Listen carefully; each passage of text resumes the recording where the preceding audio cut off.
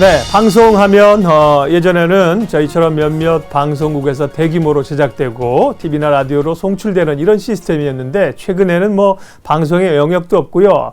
정말 쉽게 방송을 할 수 있습니다. 컴퓨터나 휴대폰 등 소셜미디어로 영역이 확대되면서 다양한 미디어 채널들이 생겨나고 있습니다.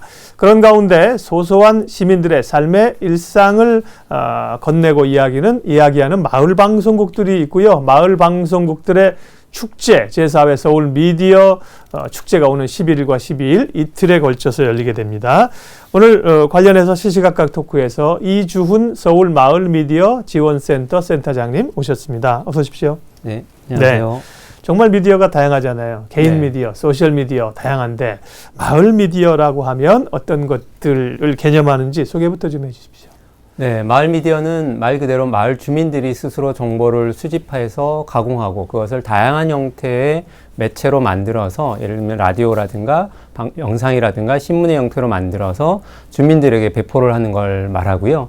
예를 들면 뭐 공동체 미디어라든가 대한 미디어 혹은 1인 미디어와 같은 형태의 미디어의 일부라고 할 수 있습니다. 네. 그렇지만 이게 혼자 하는 미디어가 아니라 공동체가 같은 어떤 공동체가 모여서 만드는 그런 어떤 미디어라고 하는 차이가 있을 수 있습니다. 네. 말씀하신 것처럼 이제 1인 미디어가 굉장히 활발한데요. 그런 것들도 나름대로의 장점과 특징이 있겠지만 특별히 마을 미디어는 공동체가 모이니까 좀 더 따뜻한 미디어가 되겠습니다. 이런 그 마을 미디어를 지원해 주는 곳이 센터장님이 계신 서울 마을 미디어 지원센터일 텐데요. 센터 소개 좀 해주세요. 네. 네, 서울 마을 미디어 지원센터는 그 시민들이 미디어와 관련된 교육을 받을 수 있고요. 신청하시면. 네. 그리고 그걸 통해서 교육을 받고 난 이후에 어떤 팟캐스트, 예를 들면 라디오를 제작하고 싶다거나 네. 영상을 통해서 주민들과 함께 어떤 다양한 이야기를 하고 싶다거나 혹은 뭐 잡지를 만들거나 웹진을 만들거나 혹은 사진집을 만들거나 이런 여러 미디어 활동들을 할 수 있도록 지원을 해주는 중간 지원 조직이고요. 서울시의 활동을 부탁을 받아서 2012년부터 지금 활동하고 있습니다. 네.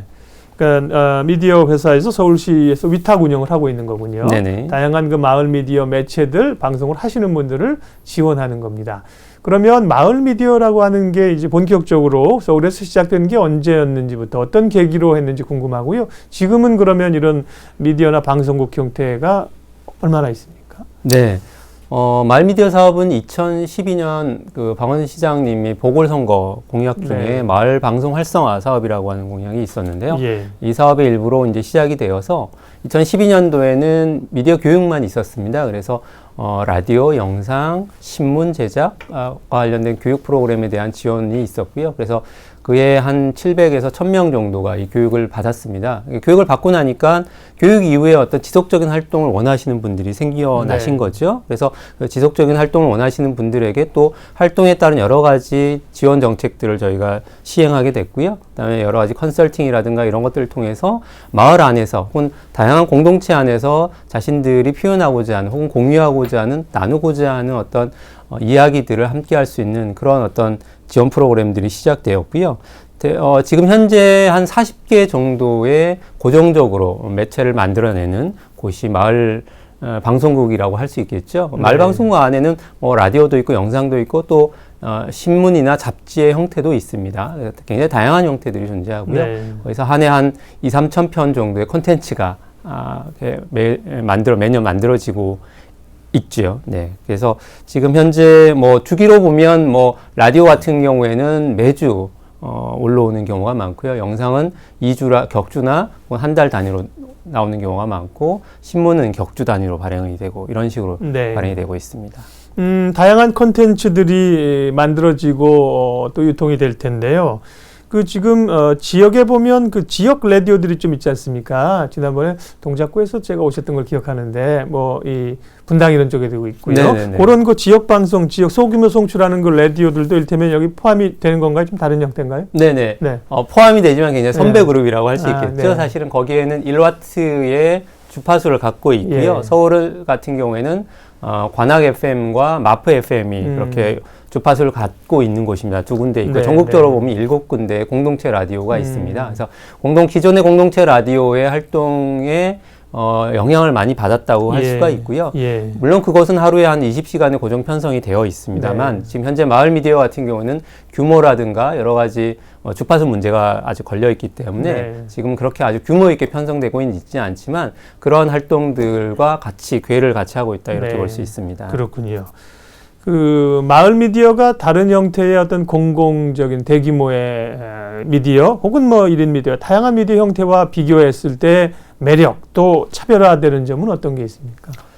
그러니까 결국은 이게 현대 사회가 매스 미디어가 발전될수록 네. 사실은 개인들이 미디어로부터 소외당한 형상이 굉장히 커지지 않습니까? 네. 그게 그런 현상이 하나가 있고 또 하나는 지금 여러 가지 기술 발전이나 이런 것들을 통해서 더 이상 예를 들면 생산자와 소비자가 구분되지 네, 않죠. 방송 제작자와 시청자, 수용자들이 더 이상 구분되지 않는 시대를 살아가고 있는 것 같아요. 그런데 문제는 뭐냐면 여전히 우리가 뭔가를 할 수 있는, 그러니까 방송에 참여한다거나 내지는 방송을 통해서 자신이 무엇인가를 얘기할 수 있는 조건들은 굉장히 제약이 많았던 것 같습니다. 그래서 네. 그런 조건들을 이렇게 넘어서는 하나의 방법으로 마을 미디어가 제한되어 있고요. 마을 미디어를 통해서 사람들은 다양한 정보들을 취사 선택하고 나눌 수가 있겠죠. 근데 그게 굉장히 범위가 넓다기보다는 어떤 구 단위 혹은 동 단위에서의 어떤 관심 사항들을 서로 나누고 지역 정보들을 나누면서 지역의 문제들을 해결하는 어떤 일종의 촉매제로서의 마을 미디어를 활용하고 있는 여러 사례들이 존재를 하고 있거든요. 네. 그런 것들이 있고 또 한편으로 보면 개인의 어떤 자아 실현 혹은 자존감을 높이는 것으로도 이 마을 미디어가 굉장히 많이 활용되어질 수 있다라고 보여집니다. 그러니까 기존의 미디어에서는 출연자로서의 모습밖에 없지 않습니까? 혹은 굉장히 제한적으로만 진행을 한다든가 참여를 할 수 있지만 네. 마을 미디어에서는 굉장히 많은 사람들이 온전히 자기가 주인공이 될 수 있는 거죠. 이런 걸 통해서 새로운 경험들을 하고 있는 많은 시민들이 존재하고 있다라는 게 마을 미디어의 큰 특징 중에 하나라고 할 수 있습니다. 조금 예를 들어줄 수 있어요? 그런 어떤 따뜻한 프로그램들 진행되고 있는 것들? 네. 네, 네. 중랑구의 마을 미디어 뻔이라고 하는 네. 재밌는 라디오 집단이 있는데요. 네. 방송국이 있는데 거기에 엄마랑 아이랑 랑랑이라고 하는 프로그램이 있습니다. 네. 초등학교 6학년 여자 친구와 엄마가 함께 진행하는 프로그램이에요. 네. 근데 이거 같은 경우에는 사실은 일주일에 한 번씩 방송을 하고 있는데 집에서는 뭐 이렇게 상하 관계가 좀 분명하겠죠. 얘 뭐 해라 이런. 그렇지만 방송 안에서는 누구씨 이런. 그러니까 굉장히 하나의 인격체로 존중을 받게 예. 되고 어떤 문제에 대해서 토론이 가능한. 그래서 점점 이 방송을 통해서 아이의 자존감도 높아지게 되고 아이가 좀 더 조리 있게 말을 하고 또 엄마랑 어떤 문제에 대해서 논쟁도 할 수 있는 그런 관계로 발전하고 있는 거는 매우 재미있는 현상이었었고요. 네. 그것이 단순하게 가정 내에서 일로만 머무르는 게 아니라 그 프로그램을 제작하면서 굉장히 많은 사람들과 만나면서 하나의 일정한 어떤 공동체를 또한 형성하게 되었다라고 하는 것도 굉장히 재미있는 프로젝트였었거든요. 이런 프로그램들은 네. 다른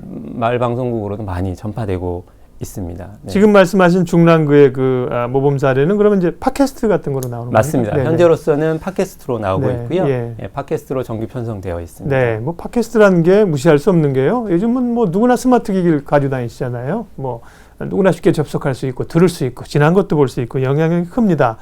영어로 사실 방송이라고 하는 것을 우리가 이제 브로드캐스팅 이렇게 얘기하지 않습니까? 근데 요즘은 이렇게 반대로 내로캐스팅이라고 아주 소규모로 특화된 이런 방송이나 미디어들이 많이 생겨나고 있는 거죠. 재밌는 게 많습니다. 예, 그래서 이제 축제를 여신다고요. 서울 마을 미디어 축제. 이것은 어떤 축제이고요? 주로 이제 축제에서 어떤 걸 하시는 거예요? 네, 매년 이제 이런 마을 미디어 활동을 했던 분들이 한 자리에 모여서 네. 한 해의 성과들을 좀 평가해보고 또 한 해에 힘들었던 부분들을 서로 나누고 이런 자리가 마련되어 있는데요. 올해도 12월 11일부터 12일 동안 홍대 가톨릭 문화회관에서 열리게 됩니다. 주요하게는 지난 4년 동안 이루어져 왔었던 마을 미디어 활동들을 평가해보는 포럼 자리가 준비되어 있고요. 네. 그 다음에 또 영상제가 준비되어 있는데요.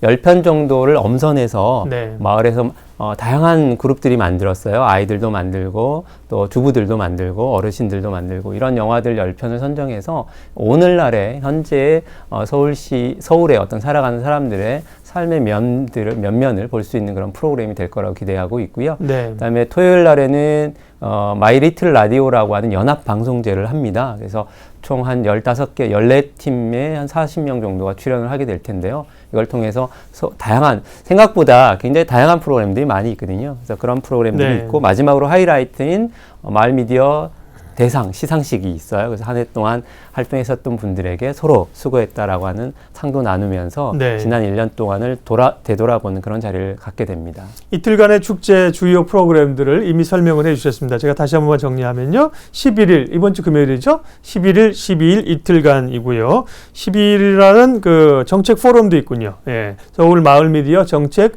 포럼이 진행되고, 조금 전에 얘기하신 영화제, 영상제가 또 진행이 됩니다. 이게 이제 11일이고요. 12일은 마이 리틀 라디오 연합 방송제, 네, 맞습니다. 함께 모여서 이제 공동의 프로그램 만드는 거고요. 네. 방송제가 있고 또 마지막에 이제 시상식을 갖습니다. 근데 저는 장소가 카톨릭 청년회관이라요. 명동성당 앞에 카톨릭 회관 그게 아니라 홍대 앞에 있다고요? 네, 맞습니다. 아, 네, 그렇군요. 아주 가까운 곳에 있습니다. 예, 홍대 앞에 있는 카톨릭 청년회관. 4회째네요, 올해 축제가. 네, 2012년부터 매년 연말에 그렇게 축제를 진행하고 있습니다. 2012년부터 이 사업이 이제 좀 시작됐고 그 해에는 이제 주로 교육만 받고 그랬는데 보면 첫 해부터 그럼 축제를 쭉 해오신 거네요. 네, 교육 결과물들이 네. 있으니까 네. 교육 결과물들을 서로 나누는 그런 자리가 있었죠. 네, 그러시군요. 네, 올해 4회째 축제 주제는 수고했어 마을 미디어입니다. 이건 어떤 의미를 담고 있는 겁니까? 네, 이 마을 미디어를 하시는 분들이 굉장히 다양합니다. 네. 그러니까 10대 어린 친구들부터 70대 어르신들까지 예. 굉장히 다양한 연령대가 굉장히 많은 계층들이 참여를 하고 있는데요. 사실 이 마을 미디어라고 하는 게 어떤 특별한 보상이 주어지는 것이 아니라 정말 자기가 즐겁게 재미있어서 하는 건데요. 그럼에도 불구하고 매주 한 편씩 뭔가를 만든다라고 하는 거는 굉장히 어려운 일이죠. 그래서 네. 그렇게 힘들게 마을에서 또 여러 사람들과 자신이 갖고 있는 어떤 재능 혹은 알고 있는 정보들을 나누기 위해서 고생하셨습니다. 한 해 동안. 그래서 함께 모여서 우리 함께 축하해요. 라고 하는 서로 격려하고 또 앞으로 더욱더 열심히 해보자라고 하는 그런 의미가 담겨 있습니다. 네. 또 마지막에 이제 시상식이 있으니까 올 한 해 동안의 주요 프로그램들을 놓고 이제 좋은 작품들을 시상하시는 거군요. 네. 4회째인데 올해 축제에서 특별히 좀 신경을 쓰시는 중점적인 부분들이 좀 있습니까? 네. 올해 이제 4년 차인데 사실 마을 미디어가 예. 많은 분들, 지금 시청자분들께서도 네. 생소하시겠지만 지금 전국적으로 굉장히 핫 이슈 중에 하나입니다. 그러니까, 어쨌든, 마이 리틀, 그러니까, 이런 1인 미디어가 굉장히 이렇게 네. 활성화되고 있는 속에서 사람들이 자신도 뭔가를 이런 미디어를 통해 자신을 표현할 수 없을까라고 하는 욕망들이 굉장히 많은데요. 이것들을 마을 미디어라고 하는 것으로 포괄하고자 하는 노력들이 전국적으로 이루어지고 있거든요. 그래서 네. 그런 노력들을 어떻게 하면 더 많이 활성화시킬 수 있을까를 보는 정책 포럼이 굉장히 중요하리라고 보고요. 그 중에서도 서울시가 가장 선도적으로 이런 사업들을 하고 있고 또 가장 활발하게 이루어지고 있습니다. 그래서 서울시 사례들을 좀 평가해보고 이걸 어떻게 전국적으로 확산시켜 나가면서 시민들이, 주민들이 자신들의 어떤 미디어를 가질 수 있도록 할 건가라고 하는 자리가 굉장히 중요할 거고요. 그 다음에 이제 연합방송제도 굉장히 재미있는 시간이 될 것으로 기대를 네. 하고 있어요. 굉장히 독특한 프로그램들이 굉장히 많아서요. 예. 네, 그걸 신경 쓰고 있습니다. 네, 지금 말씀하신 대부분 프로그램은 일반 시민들이 특별히 어떤 이 뭐 신청을 해서 가시거나 비용을 내지 않고 참여하실 수 있는 거죠, 대부분. 네, 네네. 항상 열려 있고요. 예. 오시면 언제라도 보실 수 네. 있습니다. 그리고 이제 이게 시민을 위한 어떤 미디어인데도 아직 사실 좀 모르시는 분들이 있잖아요. 그래서 시민들이 이번 기회를 해서 참여할 수 있는 프로그램들이 좀 많으면 좋겠네요. 그런 것 좀 소개해 주세요.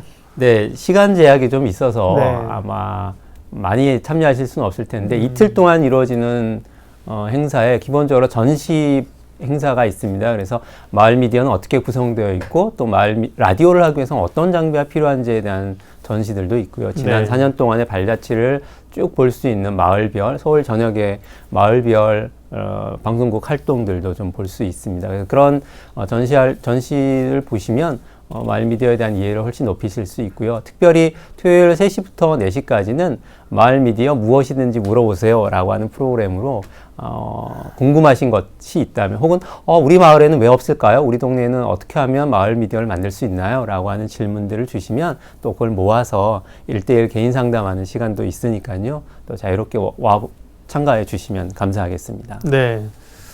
재밌는 이야기도 많고요. 또 개개의 지역에서 만드는 프로그램 얘기를 하면 참 재미있을 것 같은데 시간이 좀 제한이 늘 돼 있어서요. 지금 4년 동안 이제 여러 가지 물밑 발전도 있었고 그렇지만 또 가야 할 길도 있지 않겠습니까? 여러 가지 준비하시고 추진하시고 또 지원센터에서 지원하시면서 특별히 마을 미디어 정책을 추진하면서 방송국 진행하면서 어려운 점, 한계점, 뭐 문제점 이런 건 어떤 겁니까? 현재까지.